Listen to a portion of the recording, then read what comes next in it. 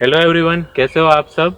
मैं आशा करता हूँ कि आप लोग लॉकडाउन एंजॉय कर रहे हैं या फिर कई कंट्री में खुल भी चुका है तो आप वर्क फ्रॉम होम कर रहे होंगे। आज के वीडियो में हम जानेंगे कि आपके जो कंट्री का ड्राइविंग लाइसेंस है उसको आप जर्मनी में आके कैसे कन्वर्ट करवा सकते हैं। और अगर आपको ये जानना है कि आप नया ड्राइविंग लाइसेंस कैसे बना सकते हैं तो उस पर हमने ऑलरेडी एक वीडियो बनाई हुई है इंग्लिश में। लेकिन आज वाली वीडियो कुछ लोगों की फरमाइश पे हम हिंदी या उर्दू में बनाएंगे। और आज के वीडियो में हमारे साथ है अदनान भाई, जिन्होंने खुद अपना ड्राइविंग लाइसेंस जर्मनी में आके कन्वर्ट करवाया है। तो आइए उनकी राय जानते हैं इस वीडियो में।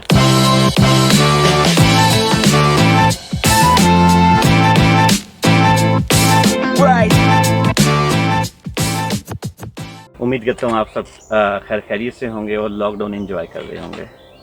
थैंक यू अदनान भाई। सबसे पहला सवाल आपसे ये है कि आपने अपने कंट्री में कार कितने साल चलाई हुई है। मैंने जो अपने मुल्क में कार चलाई है वो 7 से 8 साल आराम से मैंने वहाँ चलाई है, जिसकी वजह से फिर मैंने डिसाइड किया यहाँ पे न्यू लाइसेंस बनाने की बजाय उसी लाइसेंस को कन्वर्ट करवाया जाए ताकि फ़ायदा भी हो, इसमें फाइनेंशियली भी आपको सेविंग होती है और प्रैक्टिकली भी आपको, क्योंकि आपको रोड कॉन्फिडेंस होता है। सही है। तो उस वजह से आपका टाइम भी सेव होता है और आपके पैसे भी सेव होते हैं। नहीं, ये पूरी प्रोसीजर स्टार्ट कैसे किया आपने यहाँ आके, मतलब सबसे पहले आपने कौन सा स्टेप किया था। सबसे पहले आके आपने जो अपना लाइसेंस होता है, ड्राइविंग लाइसेंस होता है जो आपके कंट्री का होता है, उसको आप यहाँ पे जर्मन ज़ुबान में ट्रांसलेट करवाते हैं। ओके। ताकि जर्मन जो ऑफिस वाले हैं वो ये समझ सकें ये इस पर क्या क्या लिखा हुआ है, बिकॉज यहाँ पे जो ऑफिशियल लैंग्वेज वो जर्मन है। तो इस वजह से आप सबसे पहले आप किसी भी कंपनी के पास चले जाएं जो आपके डॉक्यूमेंट ट्रांसलेट हों, तो वो आपका डॉक्यूमेंट ट्रांसलेट कर देते हैं। जो आपका इंग्लिश में होता है वो आपको जर्मन में बना देते हैं। ठीक है। उसके बाद अगला स्टेप कौन सा है। उसके बाद अगला स्टेप ये होता है कि आपने कोई ड्राइविंग स्कूल ढूंढना है, अच्छा ड्राइविंग स्कूल ढूंढना है। अपने किसी दोस्तों से पता करें कौन सा ड्राइविंग स्कूल अच्छा है, बिकॉज यहाँ पे भी इसी तरह होता है, कुछ लोग पैसे बनाते हैं। थोड़ा सा मैंने सुना भी है, देखा भी है। तो ये होता है कि आपने ड्राइविंग स्कूल ढूंढना है। यहाँ पे कैसा ड्राइविंग स्कूल ढूंढते हैं, अपने दोस्तों से पता करें कि कौन सा आपके इलाके में ज़्यादा अच्छा है। तो ये एक बहुत इंपॉर्टेंट स्टेप है। ओके। और अंदाज़न कितना टाइम लगता है एक ड्राइविंग स्कूल ढूंढने में, क्योंकि मैंने सुना है कि यहाँ अपॉइंटमेंट मिलने में थोड़ा ज़्यादा टाइम लग जाता है। ड्राइविंग स्कूल ढूंढने में ये होता है कि आप इंटरनेट से भी सर्च कर सकते हैं कि आपके एरिया के आसपास कौन कौन से ड्राइविंग स्कूल्स हैं। दूसरा, आप किसी से पर्सनल भी पूछ सकते हैं कि वो किस उससे कर रहा है। तो आजकल क्योंकि लॉकडाउन चल रहा है, वैसे भी तो 2 से 3 महीने आपको जस्ट अपॉइंटमेंट आप स्टार्ट करने में, थ्योरी स्टार्ट करने में आपको लग जाते हैं फिर भी। ओके, सही है। और ड्राइविंग स्कूल ढूंढने के बाद आप क्या करते हैं। ड्राइविंग स्कूल ढूंढने के बाद आप जाके उनको बताते हैं सबसे पहले कि आपने ड्राइविंग सीखनी नहीं है, आपने अपना लाइसेंस कन्वर्ट करवाना है। उसके लिए वो आपको कहते हैं कि चलें, आपने लाइसेंस आपके पास है और वैलिड लाइसेंस होना मस्ट है इसमें। तो इसके लिए फिर आपको ये होता है कि वो आपको एक फॉर्म देते हैं, उस पर उन्होंने मेंशन किया होता है कि यार ये ड्राइविंग लाइसेंस कन्वर्ट करवाना है इसने। तो उसमें आपको फ़ायदा ये होता है कि आपको थ्योरी की कोई क्लासेस नहीं लेनी पड़ती, जो कि एक बड़ा हेडेक होता है स्टूडेंट्स के लिए, टाइम मैनेज करना, ये करना। तो आप जाते हैं, आप जाके उनको बताते हैं ड्राइविंग स्कूल वालों को कि मैंने कन्वर्ट करवाना है, मुझे तैयारी की बहुत कम ज़रूरत है, जर्मनी के रूल सीखने हैं, तो बाकी गाड़ी मैं चला सकता हूँ। ओके। तो उस पर वो ये करते हैं, आपको एक फॉर्म बना देते हैं, उस पर वो कह देते हैं कि आपने अपना सबसे पहले फर्स्ट एड कोर्स करना है, उसके बाद आपने अपना आई टेस्ट करवाना है और अपनी एक तस्वीर। ये आपने ये 3 चीज़ें लेके आपने जाना है जो जर्मनी का ऑफिशियल जो ड्राइविंग लाइसेंस को देखता है, उसको बोलते हैं सुलासंग बेहोड़े। ओके। वहाँ पे जाना है, वहाँ पे सारी चीज़ें आपने लेके जानी है। वो जो एक फॉर्म होगा वो फारशूले की तरफ से होगा। उसका मतलब ये होगा कि आप इस ड्राइविंग स्कूल में रजिस्टर्ड हैं। ओके, ठीक है। तो सबसे पहला स्टेप ये होता है। ओके। अपने कंट्री में राइट हैंड साइड चलाते हो गाड़ी और यहाँ पे लेफ्ट हैंड साइड, तो ये कितना मुश्किल होता है ये एक्चुअली वही रोड कॉन्फिडेंस की बात है। अगर आपने अपने दिमाग के अंदर बिठा लिया कि वहाँ पे मैं यूँ चलाता था और लेफ़्ट साइड पे चलाता था, यहाँ पे लेफ़्ट बैठ के राइट साइड पे मैंने गाड़ी रखनी है, आई थिंक 1 घंटे के अंदर इंसान की अलाइनमेंट इंसान की सेट हो जाती है इसमें। अच्छा, ठीक है। तो इसमें ज़्यादा टाइम नहीं लगता, मतलब ज़्यादा टाइम नहीं लगता। ज़्यादा टाइम। अच्छा, ठीक है। इसके बाद अगला स्टेप कौन सा आता है। इसके बाद अगला स्टेप ये होता है कि जब गवर्नमेंट देखती है कि इसने रजिस्टर करवाया है, तो डेकरा यहाँ पे जो सारा लाइसेंस को हैंडल करती है वो भेजती है 2 वीक्स के अंदर आपकी फ़ाइल आपके स्कूल में, ड्राइविंग स्कूल में, कि ये कैंडिडेट हमारे पास आपके ड्राइविंग स्कूल का रजिस्टर्ड हुआ है। तो आपको ड्राइविंग स्कूल वाले बताते हैं कि आप रजिस्टर्ड हो गए हो, अब आप थ्योरी की तैयारी करो, थ्योरी के टेस्ट की तैयारी करो। वो आपको एक सॉफ्टवेयर देते हैं जो कि यहाँ पे हाले ज़ाले में 30 यूरो का मिलता है।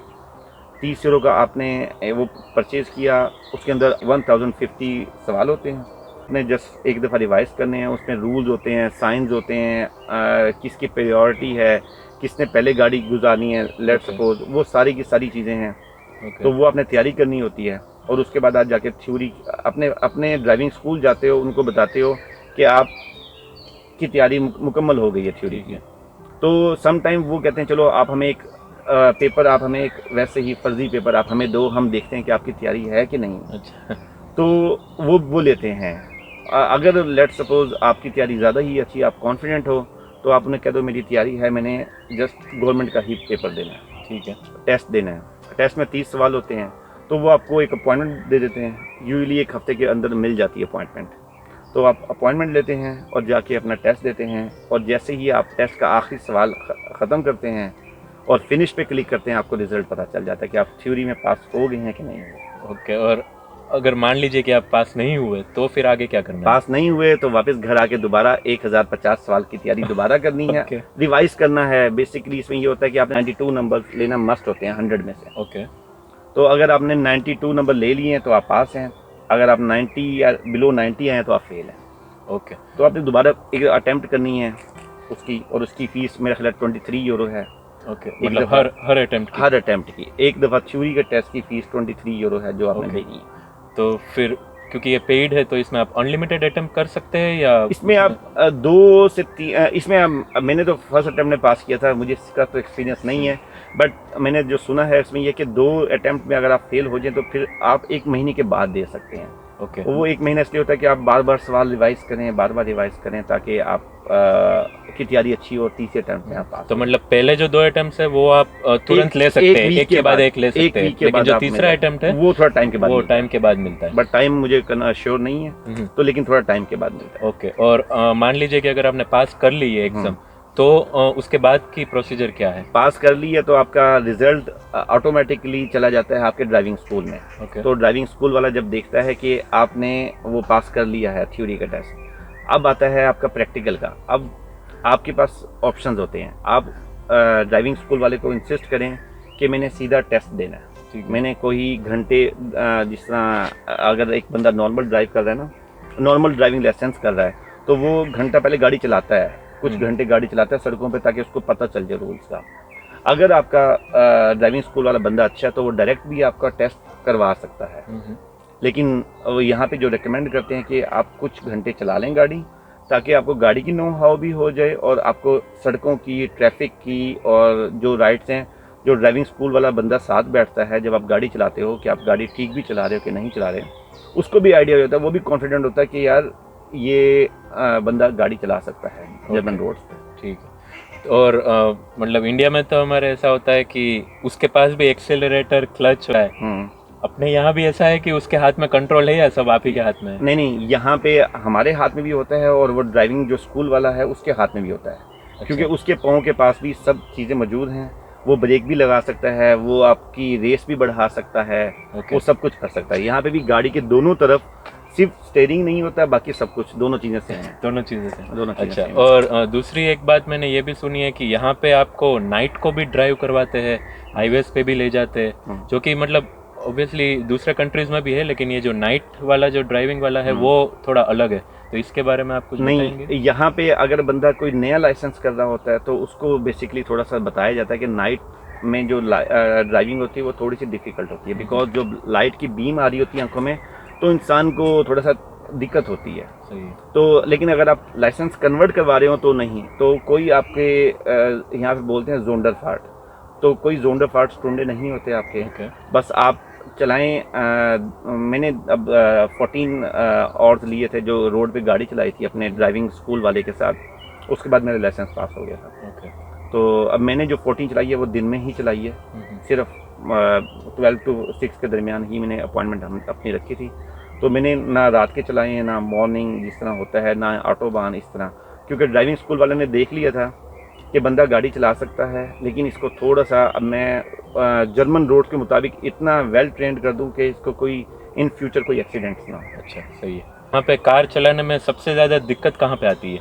कार चलाने में सबसे ज़्यादा दिक्कत यहाँ पे होती है, हमारे मुल्क में इस तरह होता था कि लेट्स सपोज कोई साइकिल वाला जा रहा है साथ, तो हम उसको बाईपास करते थे, हॉर्न करते थे। बट यहाँ पे जो पेडेस्ट्रियन है और जो साइकिल वाला है, जो साइकिल पे है, उसकी प्रायोरिटी है, आपने उसका ख्याल रखना है। हमारी आदत नहीं है, हमारे मुल्क में ये प्रैक्टिस नहीं होती कि ज़ेब्रा क्रॉसिंग होती, वहाँ अगर किसी ने पाँव रख दिया तो आपने ब्रेक लगानी है। तो यहाँ पे ये चीज़ मस्ट है, क्योंकि इसका बहुत बड़ा फ़ाइन भी है, बहुत ज़्यादा फ़ाइन है, और आपको ड्राइविंग भी एक टाइम पीरियड के लिए बैन हो सकता है। अच्छा। तो इस चीज़ का बहुत ख्याल रखना पड़ता है यहाँ पे। और अब आपकी रोड जा रही है, जो मेन रोड है उसमें से 7 लिंक रोड्स भी निकल रही हैं। अब तो यहाँ पे ये चीज़ बड़ी अच्छी चीज़ मैंने नोट की है यहाँ पे, कि अगर आप जा रहे हो और आपकी प्रायोरिटी है कि इस रोड पे पहले राइट आपका है, तो आप आराम से कॉन्फिडेंटली आप गाड़ी निकाल सकते हो स्पीड में। ठीक है। तो हमारे मुल्क में ये भी हमारे मुल्क में तो गाड़ी बीच में आ जाती थी और आप जा रहे हो और आप एक्सीडेंट होने के खतरे होते थे। तो यहाँ पे ये चीज़ें बड़ी सहूलत भी है यहाँ पे, और रूल्स भी यहाँ पे सख्त है। ओके। और दूसरे कौन कौन से रूल्स लोगों को ध्यान में रखने चाहिए? जैसे कि हमारे कंट्री में मतलब ये भी है कि भाई जो पेडेस्ट्रियन की जो लाइट होती है वो हमारे कंट्री में तो नहीं होती, क्योंकि अगर हमारी रेड लाइट है तो बंदे क्रॉस कर सकते हैं, लेकिन यहाँ पे ऐसा भी है कि भाई एक बार पहले राइट साइड वाली कार निकलेगी, फिर स्ट्रेट वाली निकलेगी, और उसके बाद पेडेस्ट्रियन वाला लाइट जो है वो ऑन होगी ताकि बंदे क्रॉस कर पाए। यहाँ पे इस तरह है। यहाँ पे वैसे तो सारे रूल्स ही इंपॉर्टेंट हैं। यहाँ पे तो कोई आप रूल, अगर आपने सपोज रेड लाइट से आपने गाड़ी निकाल दी है तो उसका सेकंड के हिसाब से जुर्माना है। अगर आपने इवन आपका सिग्नल रेड हुआ है और ऊपर कैमरा भी लगा हुआ है और आपने 1 सेकंड के फर्क से निकाली तो 80 यूरो फाइन है आपको। तो यहाँ पे इस तरह फिर लोग यूजली करते नहीं है इस तरह। तो जब देखते हैं पेडेस्ट्रियन भी है तो वो पेडेस्ट्रियन को पहले जाने देते हैं, फिर वो गाड़ी निकालते हैं। यहाँ पे जो मेन जो चीज़ है जिसका ख्याल रखना है वो ये है कि हमारे मुल्कों में ऐसा होता है, हम गाड़ी बम्पर टू बम्पर चलाते हैं। यहाँ पे आपको 2 गाड़ियों का डिस्टेंस रखना पड़ता है। उसमें ये होता है कि अगर आप ऑटोबान पे जा रहे हैं जहाँ पे आपकी कोई स्पीड डिफाइन नहीं है, आप जितनी तेज़ गाड़ी चलाना चाहें चला सकते हैं। अगर आपने वहाँ डिस्टेंस कम रखा और आपको सामने कहीं स्पीड कैमरा या नॉर्मल कैमरा था, उसने आपको कैच कर लिया, तो उसमें आपको बहुत बड़ा फाइन होता है कि आपने डिस्टेंस मेंटेन नहीं किया। क्योंकि ऑटोबान के अंदर आप 250, 270 ड्राइव करते हैं। जो अच्छी गाड़ियाँ ऑडी है, BMW न्यू है, वो आराम से जाती हैं, तो वहाँ पे एक्सीडेंट के चांसेस ज़्यादा होते हैं। तो डिस्टेंस मेंटेन रखें। ओके, ठीक है। थैंक यू अदनान भाई, ये पूरी डिटेल इन्फॉर्मेशन देने के लिए।